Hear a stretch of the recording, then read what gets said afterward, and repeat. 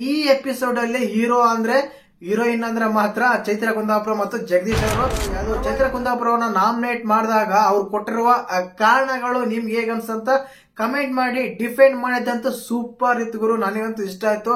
Defend ಮಾಡಲೇಬೇಕು, ಏನಕ್ಕಂದ್ರೆ ಎಲ್ಲರಿಗೂ ನಮಸ್ಕಾರ. ಡಿಡಿ ಟಿವಿಯ ಮತ್ತೊಂದು ವಿಡಿಯೋಗೆ ಸ್ವಾಗತ. ನಾನು ನಿಮ್ಮ ಡಾರ್ಲಿಂಗ್ ಧನು. ಬಿಗ್ ಬಾಸ್ ಸೀಸನ್ 11 ಶುರುವಾಗೇ ಬಿಡ್ತು. ಕಂಟೆಸ್ಟೆಂಟ್ ಯಾರಂತ ಗೊತ್ತಾಗೇ ಬಿಡ್ತು.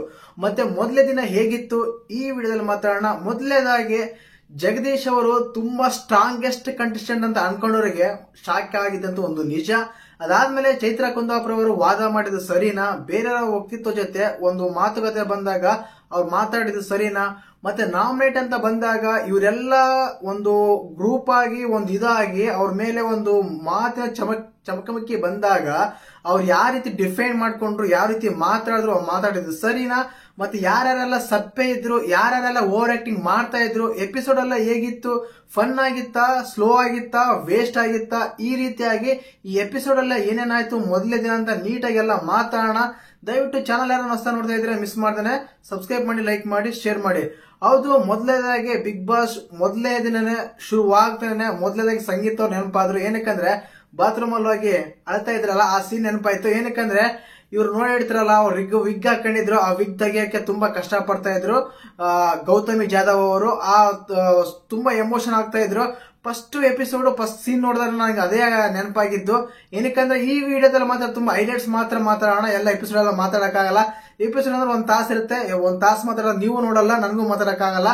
ಆದ ಕಾರಣ ಸಿಂಪಲ್ ಆಗಿ ಮಾತಾಡೋಣ. ಮೊದಲಾಗಿ ಆ ಸೀನ್ ಅದಾಗಾಯ್ತು, ಅಷ್ಟೊಂದು ಇದಾಗಿರ್ಲಿಲ್ಲ. ಬಟ್ ಅವರು ಹೌದು, ಯಾರ ಎಮೋಷನ್ಸ್ ಅವಾಗ ಇರ್ತವೆ. ಏನಕ್ಕಂದ್ರೆ ಅವ್ರಿಗೆ ಅನ್ನ ಕೊಟ್ಟಿರೋ ಒಂದು ಕ್ಯಾರೆಕ್ಟರ್ ಅದು, ಅದರಿಂದ ಅವ್ರು ತುಂಬಾ ಎಮೋಷನ್ ಆಗ್ತಾರೆ. ಇನ್ನ ಜಗ್ಗು ಲಾಯ ಜಗದೀಶ್ ಅವ್ರ ಬಗ್ಗೆ ಮಾತಾಡ್ಬೇಕಂದ್ರೆ ತುಂಬಾ ಹೊರಗಡೆ ತುಂಬಾ ಕ್ರಿಟಿಕಲ್ ಆಗಿ ಮಾತಾಡ್ತಾರೆ, ತುಂಬಾ ಫೇಸ್ ಟು ಫೇಸ್ ಮಾತಾಡ್ತಾರೆ, ಹಾಗೆ ಹೀಗೆ ಅಂತೆಲ್ಲ ಅನ್ಕೊಂಡಿದ್ವಿ. ಬಟ್ ಮೊದಲೇ ದಿನ ಆ ರೀತಿ ಅಂತ ಅನ್ಸಿಲ್ಲ ಗುರು, ಖಂಡಿತವಾಗ್ಲು. ಏನಕ್ಕಂದ್ರೆ ತುಂಬಾ ಮೃದು ಸ್ವಭಾವದ ಅನಿಸ್ತಾರೆ. ಏನಕ್ಕಂದ್ರೆ ಲಾಜಿಕ್ ಮಾತಾಡ್ತಾರೆ, ಬಟ್ ಅವರು ಇರೋ ಸ್ವರ್ಗದಲ್ಲಿ ಆದ್ರೂ ಹೆಲ್ಪ್ ಮಾಡೋದೆಲ್ಲ ನರಕದಲ್ಲಿರೋ ಕಂಡೀಷನ್ ಅಂತ ಅನಿಸ್ತಾ ಇತ್ತು ನನಗೆ ಮಾತ್ರ. ನಿಜವಲ್ಲ, ಖಂಡಿತ. ಅದಾದ್ಮೇಲೆ ಅವರೆಲ್ಲ ಸ್ವರ್ಗದಲ್ಲಿರೋರಿಗೆ ಬಿಸಿನೀರಿಗೋಸ್ಕರ ಜಗಳ ಆಡ್ತಾರೆ. ತುಂಬಾ ಅಂದ್ರೆ ತುಂಬಾ ಫನ್ ಆಗ್ತಾ ಇತ್ತು. ಅದ್ರಲ್ಲಿ ಏನು ಕೊಡಬಾರ್ದಂತಿದೆ, ಇವ್ರು ಕೊಡಲ್ಲ ಅಂತಾರೆ. ಕೆಲವರು ಜನ ಅವರವರೇ ಮಾತಾಡ್ತಾ ಇದ್ರು. ಬಟ್ ಇಲ್ಲಿ ಸ್ವರ್ಗ ನರಕ ಅಂತ ಬಂದಾಗ ಕಂಟೆಸ್ಟೆಂಟ್ ಗಳು ಅವ್ರವ್ರನ್ನ ಕಾಪಾಡೋಕೆ ತುಂಬಾ ವ್ಯಕ್ತಿತ್ವನ ತೋರಿಸಬೇಕಾಗುತ್ತೆ. ಬಟ್ ಜಗದೀಶ್ ಅವ್ರು ಮಾತ್ರ ಎಲ್ಲೋ ಒಂದ್ ಕಡೆ ನನ್ಗನ್ಸಿದ್ದು ಫೈರ್ ಬ್ರ್ಯಾಂಡ್ ಅಲ್ಲ ಗುರು ಅಂತ ಅನಿಸ್ತು. ಮತ್ತೆ ವಿಶೇಷವಾಗಿ ಇಲ್ಲಿ ಮಾತಾಡಬೇಕಾಗಿದ್ದು ಚೈತ್ರ ಕುಂದಾಪುರ ಅವರ ಬಗ್ಗೆ. ಚೈತ್ರ ಕುಂದಾಪುರ ಅವರು ಆಕ್ಚುಲಿ ಈ ಕ್ಯಾರೆಕ್ಟರ್, ಈ ವ್ಯಕ್ತಿತ್ವ 3-4 ವಾರ ಆದ್ಮೇಲೆ ಬರಬೇಕು. ಬಟ್ ಫಸ್ಟ್ ವೀಕೆಂಡ್ ಬಂದ್ಬಿಟ್ಟಿದೆ. ನನಗಂತೂ ಇಷ್ಟ ಆಯ್ತು. ಏನಕ್ಕಂದ್ರೆ ಯಾರನ್ನೂ ಗೆಲ್ಸಕ್ ಹೋಗಿಲ್ಲ, ನಾನ್ ಗೆದ್ದಕ್ ಬಂದಿದ್ದೀನಿ, ನಾನ್ ಗೆಲ್ಲೋಕ್ ಬಂದಿದ್ದೀನಿ. ಏನಕ್ಕಂದ್ರೆ ನರಕ ಇವರು ಅವ್ರು ಪ್ರಶ್ನೆ ಮಾಡಿದಾಗ, ಅವ್ರು ಒಂದು ಇದು ಮಾಡಿದಾಗ ಅವ್ರಿಗೆ ತಕ್ಕ ಉತ್ತರ ಕೊಟ್ಟಿದಂದ್ರೆ ಚೈತ್ರ ಕುಂದಾಪುರ ಅವರು. ಇನ್ನ ಓವರ್ ಆಕ್ಟಿಂಗ್ ಅಂದ್ರೆ ಯಮುನಾ ಅವರು ಓವರ್ ಆಕ್ಟಿಂಗ್ ಇಷ್ಟ ಆಗಿಲ್ಲ ಗುರು. ಅವ್ರೇ ಒಂದು ಪಾಯಿಂಟ್ ಮಾತಾಡ್ತಾರೆ, ಲೌಡ್ ವಾಯ್ಸ್ ಅಲ್ಲಿ ಮಾತಾಡ್ತಾರೆ. ಕೆಲವರು ಫಸ್ಟ್ ಎಲ್ಲ ಇಷ್ಟ ಆಗ್ತಾರೆ, ನನಗಂತೂ ಇಷ್ಟ ಆಗಿಲ್ಲ. ಅದಾದ್ಮೇಲೆ ಹಂಸ ಅವರು ಕೂಡ ಅಷ್ಟೊಂದೇನ್ ಕ್ಯಾರೆಕ್ಟರ್ ತೋರಿಸ್ತಾ ಇಲ್ಲ, ಅಂದ್ರೆ ಇನ್ನು ಓಪನ್ ಅಪ್ ಆಗ್ತಾ ಇಲ್ಲ. ಇನ್ನ ಭವ್ಯ ಗೌಡನವರು ನನ್ಗನ್ಸಿದ ಮಟ್ಟಿಗೆ ಒಂದ್ ಸ್ವಲ್ಪ ಓವರ್ ಆಕ್ಟಿಂಗ್ ಮಾಡ್ತಾರ ಅಂತ ಅನಿಸ್ತಾ ಇತ್ತು. ಅದಾದ್ಮೇಲೆ ಧನು ಆಚಾರ್ ಅವರಂತ ತುಂಬಾ ಓವರ್ ಆಕ್ಟಿಂಗ್ ಅನಿಸ್ತು. ಏನಕ್ಕಂದ್ರೆ ಅಷ್ಟೊಂದು ಅವಶ್ಯಕತೆನೇ ಇಲ್ಲ, ಏನೋ ಬಿಗ್ ಬಾಸ್ ಏನೋ ಕಳ್ಸಿದಾರೆ ಒಂದ್ ಕಂಟೆಂಟ್ ಮಾಡಂತ ಅದನ್ನ ಬಿಟ್ಬಿಟ್ಟು ತುಂಬಾ ಓವರ್ ಆಕ್ಟಿಂಗ್ ಅನಿಸ್ತಾ ಇತ್ತು ಧನು ಆಚಾರ್ ಅವರು. ಯೂಟ್ಯೂಬ್ ಅಲ್ಲಿ ಎಲ್ಲ ನೋಡಿಸಿದಾಗ ತುಂಬಾ ಫನ್ ಆಗಿ ಕ್ರಿಯೇಟ್ ಮಾಡ್ತಾ ಇದ್ರು. ಇಂಡೈರೆಕ್ಟ್ ಆಗಿ ಬಿಗ್ ಬಾಸ್ ಅವರು ಹೇಳಿದ ಅದನ್ನೇ ಕಂಟೆಂಟ್ ಕ್ರಿಯೇಟ್ ಮಾಡೋಂತ. ಎಪಿಸೋಡ್ ನೋಡಿದಾಗ ನಿಮ್ಗೆ ಇವರು ಯಮುನಾ ಆಗ್ಲಿ, ಹಂಸ ಆಗ್ಲಿ, ಅದಾದ್ಮೇಲೆ ಧನು ಆಚಾರ ಆಗ್ಲಿ, ಭವ್ಯಗೌಡ ಆಗ್ಲಿ, ಇವರು ಸ್ವಲ್ಪ ಇನ್ನು ಓಪನ್ ಅಪ್ ಆಗಿಲ್ಲ ಅನ್ಸ್ತಾ ಇತ್ತು. ಲಾಯ ಜಗದೀಶ್ ಅವ್ರು ಮಾತ್ರ ಅವ್ರ ವ್ಯಕ್ತಿತ್ವ ತೋರಿಸ್ತಾರೆ ಅನಿಸ್ತಾ ಇತ್ತು. ಇನ್ನ ಸುರೇಶ್ ಅವರು ತುಂಬಾ ಮುಗ್ಧ ಅವರು ಅನಿಸ್ತಾ ಇದಾರೆ. ಏನಕ್ಕಂದ್ರೆ ಅವ್ರು ಹೇಳ್ದಂಗೆಲ್ಲ ಕೆಲಸ ಮಾಡ್ತಾ ಇದ್ರು. ಬಟ್ ಕರೆಕ್ಟ್ ಆಗಿ ಡಿಫೈನ್ ಮಾಡಿದ್ ಮಾತ್ರ ಚೈತ್ರ ಕುಂದಾಪುರ ಅವರು ತುಂಬಾ ಕರೆಕ್ಟ್ ಆಗಿ ಕೌಂಟರ್ ಕೊಟ್ರು ಸ್ವರ್ಗ ನಿವಾಸಿಗಳಿಗೆ ಅಂತಾನೆ ಹೇಳ್ಬೋದು. ಇನ್ನು ಕೆಲವರು ಇನ್ನ ಅನುಷಾ ಆದ್ರೆ ತುಂಬಾ ಎಮೋಷನ್ ಆಗ್ತಾ ಇದಾರೆ, ತುಂಬಾ ಮಾತಾಡ್ತಾರೆ, ಎಲ್ಲ ತುಂಬಾ ಸ್ಲೋ ಡೌನ್ ಆಗ್ಬಿಟ್ಟಿದ್ದಾರೆ. ಈ ರೀತಿ ಆಗಿತ್ತು ಅನುಷಾ ಅವರ ವ್ಯಕ್ತಿತ್ವ. ಅದಾದ್ಮೇಲೆ ವಿಶೇಷವಾಗಿ ಮಾತಾಡಬೇಕಾಗಿದ್ದು ಗೌತಮಿ ಜಾಧವ್ ಅವರು ಕೂಡ ಇನ್ನೂ ಓಪನ್ ಅಪ್ ಆಗಿಲ್ಲ, ತುಂಬಾ ಸಮಯ ಬೇಕಾಗನ್ಸುತ್ತೆ. ಈ ಎಪಿಸೋಡ್ ಅಲ್ಲಿ ಹೀರೋ ಅಂದ್ರೆ ಹೀರೋಯಿನ್ ಅಂದ್ರೆ ಮಾತ್ರ ಚೈತ್ರ ಕುಂದಾಪುರ ಮತ್ತು ಜಗದೀಶ್ ಅವರು. ಪರವಾಗಿಲ್ಲ, ಅವರು ಆ ಕಡೆನ ಮಾತಾಡಿದ್ರು, ಈ ಕಡೆ ಮಾತಾಡಿದ್ರು. ಸ್ವರ್ಗದಲ್ಲಿದ್ರು ಮೊದಲನೇ ಹೇಳಿದೆ ನರಕ ನಿವಾಸಿಗಳಿಗೆ ಹೆಲ್ಪ್ ಮಾಡ್ತಾ ಇದ್ರ ಅಂತ. ಈ ರೀತಿಯಾಗಿ ಎಪಿಸೋಡ್ಸ್ ಆಗ್ತಾ ಇದೆ. ಕಾಲ್ ಬಂದಾಗ ಒಬ್ಬರು ಡೈರೆಕ್ಟ್ ಆಗಿ ನಾಮಿನೇಟ್ ಮಾಡಬೇಕು ಸ್ವರ್ಗ ನಿವಾಸಿಗಳನ್ನ ಅಂತ ಕೇಳಿದಾಗ ಎಲ್ಲರೂ ಮುಗಿಬಿದ್ದಿದ್ದು ಚೈತ್ರ ಕುಂದಾಪುರ ಅವರು. ಯಾಕಂದ್ರೆ ಟಾಸ್ಕ್ ಅಲ್ಲಿ ಅವರು ಟೈಮ್ ಪಾಸ್ ಮಾಡಿದ್ದಾಗ್ಲಿ, ಕೆಲಸ ಮಾಡಿದಿರೋದಾಗ್ಲಿ, ಆ ವಿಷಯ ಆಗ್ಲಿ ಈ ವಿಷಯ ಆಗ್ಲಿ ತಗೊಂಡಾಗ ಅವ್ರು ಸರ್ ಓಪನ್ ಆಗಿ ಹೇಳ್ತಾ ಇದ್ರೆ, ನಾನು ಕೆಲಸ ಮಾಡಿ ಟೈಮ್ ಪಾಸ್ ಮಾಡಬೇಕಾಯ್ತು, ಕೆಲಸ ಮಾಡಬಾರ್ದಂತ ನನ್ನ ರೂಲ್ಸ್, ನಾನು ಗೆಲ್ಬೇಕು, ಆದ ಕಾರಣ ನಾನು ಅದನ್ನೇ ಮಾಡ್ತಾ ಇದ್ದೆ, ಅದು ನನ್ನ ಆಟ ಅಂತ ಅವ್ರು ಹೇಳ್ತಾರೆ. ಬಟ್ ಎಲ್ಲರೂ ಏನ್ ಮಾಡ್ತಾರೆ, ಅದೇನೆ ನೀನ್ ಆಡಬಾರ್ದಾಗಿತ್ತು, ಇದು ಮಾಡಬಾರ್ದಾಗಿತ್ತು ಅಂತಾರೆ.